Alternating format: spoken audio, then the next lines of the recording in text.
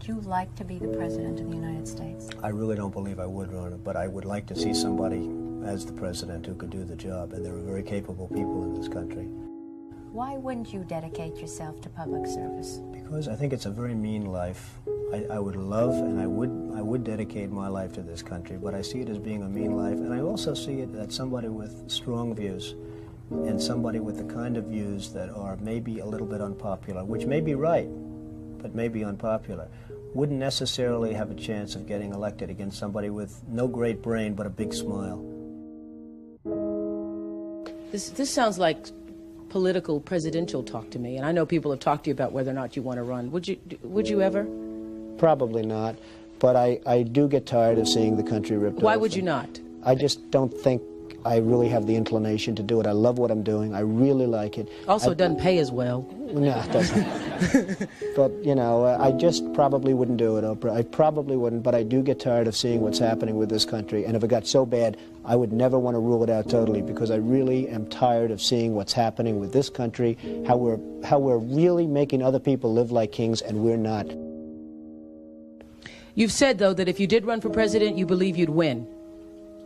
Well, I don't know. I think I'd win. I tell you what, I wouldn't go in to lose. I've never gone in to lose in my life. And if I did decide to do it, I think I'd be inclined, I would say that I would have a hell of a chance of winning, because I think people, I don't know how your audience feels, but I think people are tired of seeing the United States ripped off. And I can't promise you everything, but I can tell you one thing, this country would make one hell of a lot of money from those people that for 25 years have taken advantage. It wouldn't be the way it's been, believe me. But you might be classified as an Eastern Republican. Fair? Well, I guess you could say that, yes. Which means kind of a Rockefeller, Chase Manhattan Republican? I never thought of it in those terms. How do you define? Are you a Bush Republican? No, I think I'm really, the people that I do best with are the people that drive the taxis. You know, wealthy people don't like me because I'm competing against them all the time, and they don't like me, and I like to win. The fact is, I go down the streets of New York, and the people that really like me are the taxi drivers and the workers, et cetera, et cetera. I mean, I really get a great response. Why are you a Republican? I have no idea. I mean, I am a Republican because I just believe in certain principles of the Republican Party. You have flirted with the idea of politics. Now you're here at your first national convention. Does that get you interested in possibly making the plunge? Now you have to tell me something. Who told you I flirted? Well, I didn't know that I flirted with. Well, you took out full-page ads in the New York Times to talk about your foreign policy. Some people would say... I do feel very strongly about the country. I love the country. You've become a role model in this country. The reason that your book sells, the reason that your board game sells, is because people are looking to leaders. People are looking for values, and you're one of the people. And it's no, you may dismiss it, but people are talking about, you know, Donald Trump for president. What they're really talking about is Donald Trump, show us the way. Well, be the true white hat. I'm, again, somebody that has a good instinct financially. I have had historically. I've followed markets. I've been going in the right direction, whether it's New York real estate or stocks or whatever. I know from a common sense financial standpoint that something has to burst. When a country is losing billions and billions and billions of dollars a year, and when other countries are making hundreds of billions of dollars, something is going to burst, and it's going to start here. I know it. It's a question of when. To me, it's not a question if, it's a question of when. And unless we're going to solve our problem, and the problem is caused by our allies, unless we're going to solve that problem, this country is in very, very big trouble. And I'm not talking recession kind of trouble, I'm talking depression kind of trouble. Would you really like to take over and run the country as you have run your organization? I would much prefer that somebody else do it. I just don't know if the somebody else is there. I don't know if we have the kind of advocate that you need. We need major surgery. This country needs major surgery. Are you the surgeon? I think I do a fantastic job, but I really would prefer not doing it. Are you saying you will take it only if drafted? No, I'm not saying that. I'm saying that I hope that somebody comes along who can be an advocate, and I think that somebody will be so popular, But you haven't seen it. He or she will be the most, but I don't see it now. I wish that person were there. But again, I do know one thing. It's not a question. This country is losing hundreds of billions. It's not a question if, it's a question when. I have never understood how this is possible. I have never understood how somebody throughout this country didn't sue the United States government and have that overturned. I mean, you had people, investors, investing over a 10-year period for under a set of conditions. And this is, as I was talking before, playing the game. We're all playing by a certain set of rules. The rules were changed for the government, but they weren't changed for us. I mean, it was an incredible circumstance that happened. And people went bust by the hundreds of thousands. And I hope you weren't one of them in terms of that, but obviously you know a lot of people that were. They changed the rules on taxes. And you have some incredible situations where people guaranteed personally a stream of payments to be paid over a 10-year period based on a stream of tax benefits for perhaps a very good job, like a low-income housing development. Nothing wrong with that, a very positive thing. And after 2 years, they got wiped out with the taxes, and yet they still owed all of this money. And many of these people, most of these people, had to declare bankruptcy. They couldn't pay. You're a mean one, Mr. Trump. You really are a heel. You're as racist as a Klansman dipped in dumb, misguided zeal, Mr. Trump.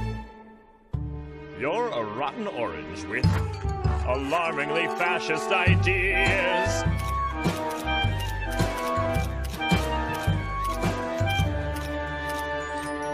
You're a monster, Mr. Trump. You say Muslims are uncontrolled. Claim they cheered on 9/11. Now you want to ban them all, Donald Trump. I wouldn't touch you despite your 39.5% lead in the polls. You hate Mexicans, Mr. Trump. Say Latino, steal and rape. You want to build a wall and make Hispanics pay it all, Mr. Trump.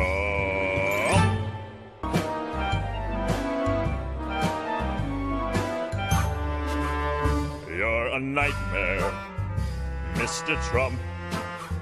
You're a callous, sexist stooge, mocking disabled reporters, calling women ugly too, Donald Trump.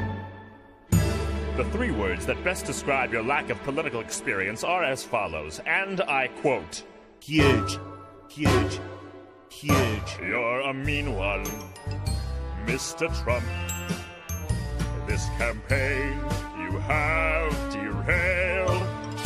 You're an electoral fungus topped with cotton candy hair, Mr. Trump. It's over. Don't you think it's over? I mean, not just these two guys, just everybody. They just don't seem to have it. You are going to see great successes from the men. Well, you know, I hope I'm going to really see great successes from you, Sam, but no longer with us.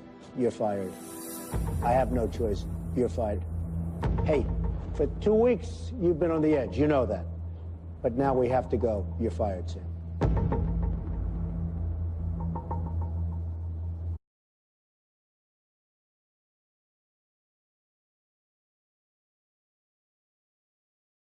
I have to agree with Caroline in that, Carolyn, sorry. Carolyn. What? Because he's exempt, right, Bradford? Yes, Mr. Trump. He's the only one in the room right now not nervous. Is that right? I'll be honest with you. I think that I performed up to my abilities on this task. I'd be willing to waive my exemption. Okay, I'm going to accept that. I have no problem at all. That means you may lose. Are you willing to do that? Absolutely. I'm going to 100%. accept that. That's fine. Bradford, I think it's stupid what you said. So what I'm going to do is I'm going to accept it. That's fine, Mr. And you Trump. may get fired tonight. That's fine. Okay, good. You're all in the hunt. The problem is that Bradford made an impulsive decision, a stupid, impulsive, life-threatening decision that, frankly, if you were running a company and made that kind of a decision, you destroy that company instantaneously. Bradford, you're fired. Oh my God, oh my God, oh my God, oh my God.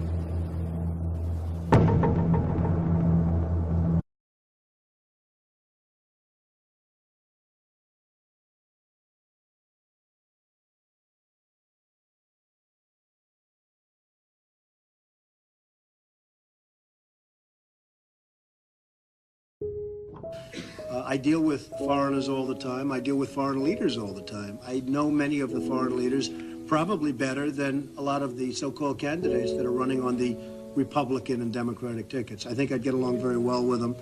And I think you'd have a lot less gridlock in Washington if I decide to do this and if I won.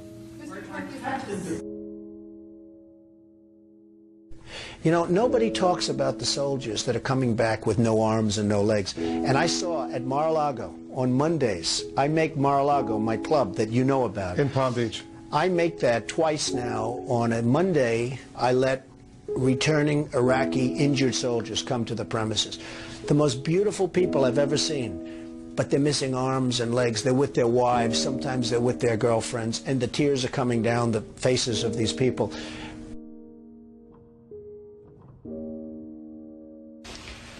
Well, I just hate what's happened to this country. We've gone to a country that's no longer respected. We're in a war that we should have never, and by the way, I'm worse than any hawk there is in terms of military and in terms of defending ourselves. But Saddam Hussein didn't knock down the World Trade Center. He had nothing to do with it. And there were no weapons of mass destruction.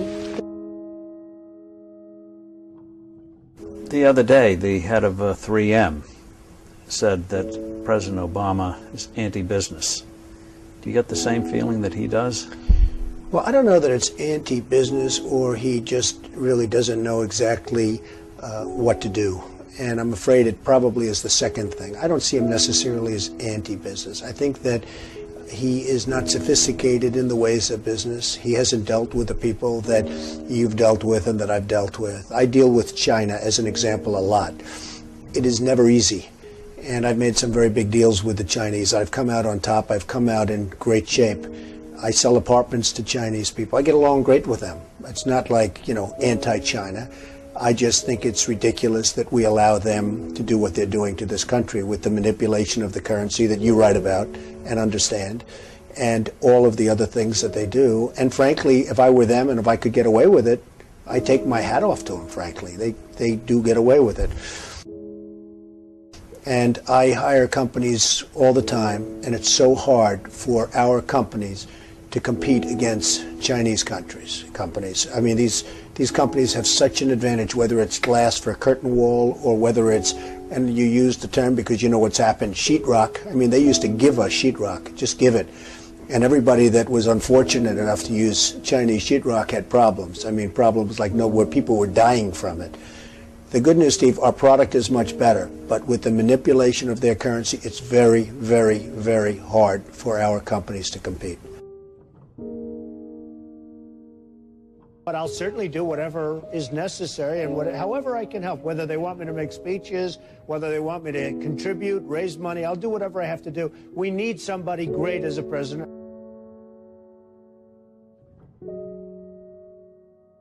I know that you were mentioning that Aaron and I did a kind of an interesting video not that long ago in August about how things have fallen apart. But at that point, the only people who were saying it were us and you. I was saying it a long time ago. And frankly, they're talking about 50 basis points. I think you should drop it a point, a full, solid 100 basis points, and just sit back and see. And I was actually looking at somebody, a gentleman from Goldman Sachs was saying 175. So that's going to be interesting. But I think that's ultimately going to be happy. And it would be nice if Ben could get now ahead of the curve instead of always being behind the curve. He's behind the curve. Say what you want about Alan Greenspan. He was always slightly ahead of the curve. And that was always brilliant. And he had this incredible reputation. I think Ben has to get a little bit ahead of the curve. He has to do something dramatic. And I really think what he should do is surprise the hell out of everyone and do it 100, and let's see what happens. That would be big. Any politician, do you think, has the pulse? Anyone running for president has the pulse of what you know about the economy? Well, the biggest problem is something I never hear about. I told you about it once. Every time they lower interest rates, the cartel, because I call it a cartel, the illegal monopoly raises oil prices, okay? So the monopoly, because that's all it is, it's a total illegal monopoly. If businesses ever formed OPEC, everybody would be put in jail. Here they are, and every time a country hits oil, they're invited in to the cartel, okay? It's a disgrace. So what happens is every time interest rates go down, oil prices go up, and it's the same number. I mean, practically the same money. So they lower it, they raise it, they lower it, they raise it.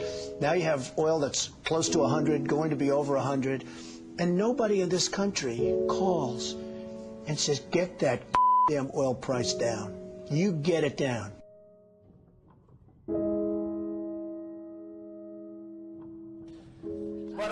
tell you that our country is in serious, serious trouble. We owe $17 trillion on debt. How do you pay off $17 trillion? Nobody ever heard the expression a number of years ago. The word trillion. We have debt that's beyond belief. We have deficits that nobody can even comprehend. China, which I've been talking about for the last 5 years, yesterday, right in our face, they just devalued their currency. Now, for those that don't understand devaluation, what they're basically doing is saying, we're really ripping you big league. Nobody's ever done it better than us, but now we're going to really do it again.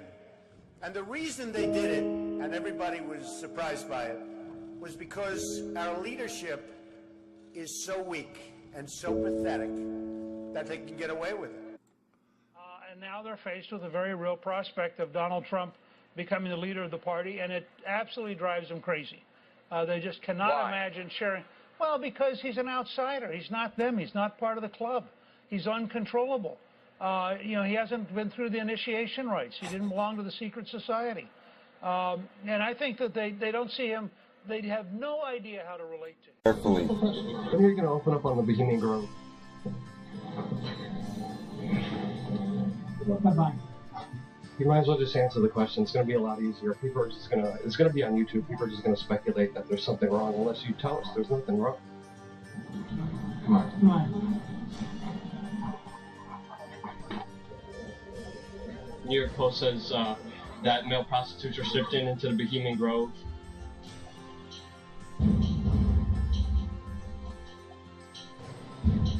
Can you tell us what happens there? You actually believe all this junk? Bill Clinton said that Republicans run around naked in the woods there, and you don't want to know what Richard Nixon said about the place you attended. It's a secret society. Can you tell us at least who invited you? You know, it's nice to know that there's some people who have fantasy lives.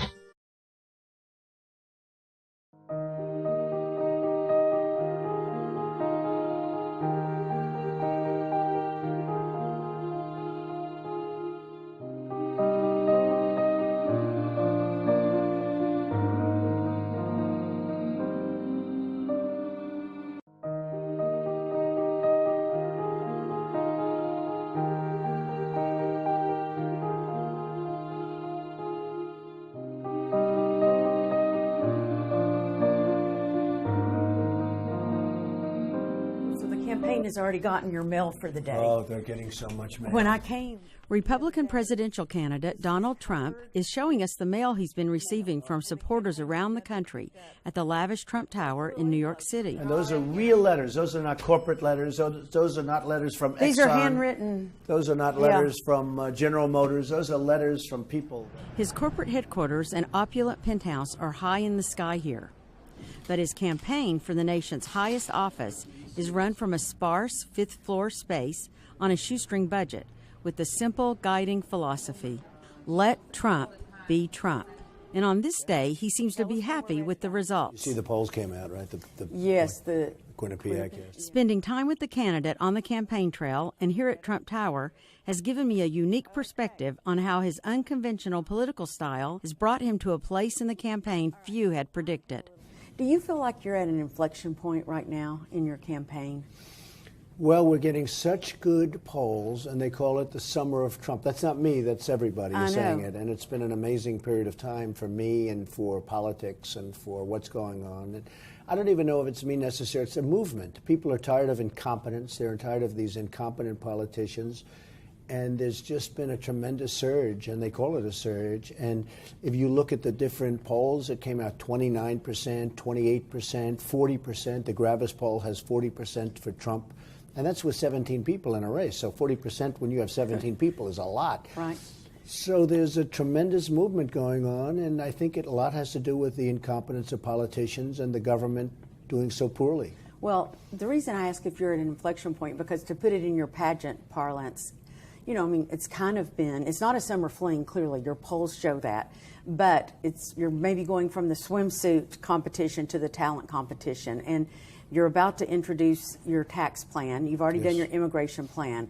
So do you feel now is the time to show more substance, more meat on what you're going to be doing as a presidential candidate? Well, you know, Monica, I think I've been showing a lot of meat and a lot of substance, but people would like to see it in a plan. And the funny thing is, it's mostly people such as yourself and the writers and the journalists and maybe the pundits that would like to see like a 4-page plan or a 20-page plan or whatever it may be. I don't think the people care. I think they have confidence in me. They know what I do is right. You know, the problem with the plan is that point 1, point 2, then you have to change point 3. I'm talking in real life. Right.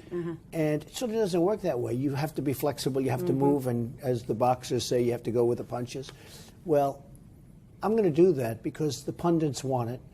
But the truth is I may end up with much better than what I'm projecting because it's all a negotiation. And the people understand that, but the political people don't. Would you like to be the President of the United States? I really don't believe I would run it, but I would like to see somebody as the president who could do the job, and there are very capable people in this country. Why wouldn't you dedicate yourself to public service? Because I think it's a very mean life.